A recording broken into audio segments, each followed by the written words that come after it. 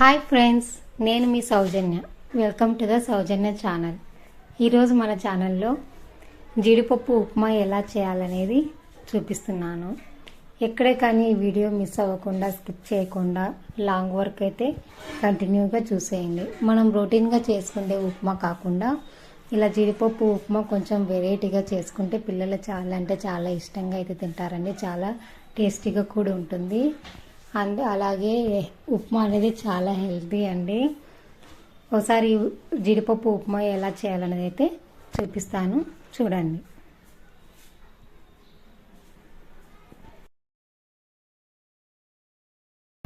First మనం stove మీద ఒక ప్యాన్ అయితే తీసుకోవాలి. అందులోకి 1 or 2 టేబుల్ స్పూన్ ఆయిల్ అయితే వేసుకోవాలి. ఆయిల్ బాగా హీట్ అయ్యేంత వరకు అలాగే ఉంచాలి.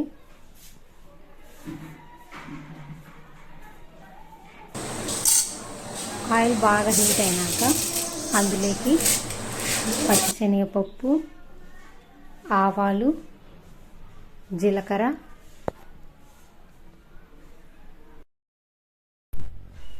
ఇలా బాగా మిక్స్ చేసుకోవాలి. తర్వాత జీడిపప్పు ఉప్మా అని చెప్పాను కదా అండి, ఇందులోకి మనం ముందుగానే ఒక క్యారెట్ అయితే కట్ చేసి పెట్టుకోవాలి. చాలా టేస్టీగా ఉంటుందండి, అందుకు క్యారెట్ అయితే వేస్తున్నాము. క్యారెట్ కూడా హెల్త్కి చాలా మంచిదండి. అవి ఆయిల్లో బాగా మగ్గిన తర్వాత 2 రెబ్బలు కరివేపాకు వేసుకోవాలి. ఇందులోకి మనము ముందుగా కట్ చేసి పెట్టుకున్న క్యారెట్ యాడ్ చేయాలి. అలాగే 1 or 2 పచ్చిమిర్చి కూడా కట్ చేసుకొని ఇందులోకి అయితే యాడ్ చేసుకోవాలి.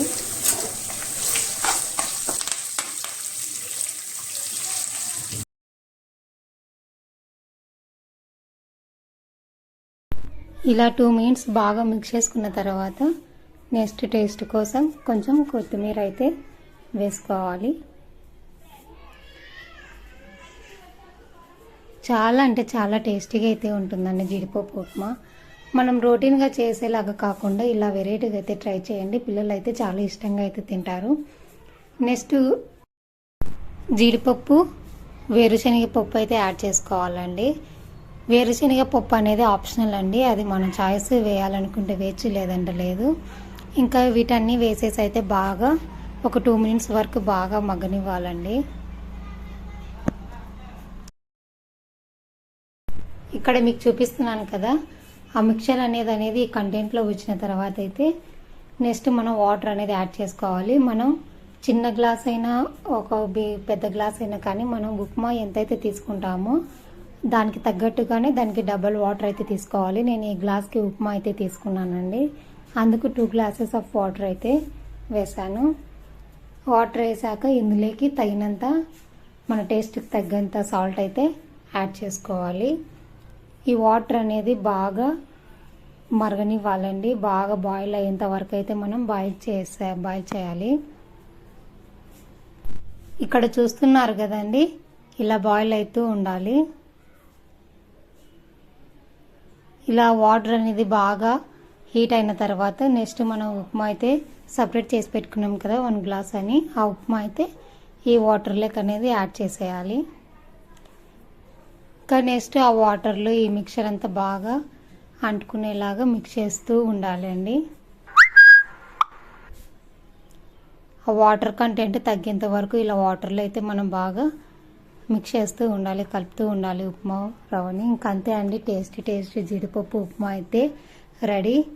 చాలా అంటే చాలా ఈజీ అండ్ సింపుల్ ప్రాసెస్ అండి ఉప్మా. ఇలా చేస్తే పిల్లలు అయితే చాలా ఇష్టంగా అయితే తింటారు. ఒకసారి ట్రై చేసి చూడండి.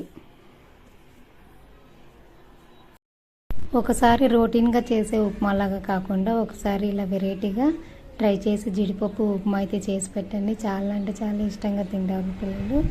అలాగే ఇది చాలా అంటే చాలా హెల్త్కి కూడా మంచిదండి. ఒకసారి మీరు కూడా ట్రై చేసి చూడండి. ఇక ఫైనల్గా ఉప్మా అయితే రెడీ అయిపోయిందండి. ఇంకా ప్లేట్లోకి సర్వ్ చేసుకొని తినేయడమే అండి.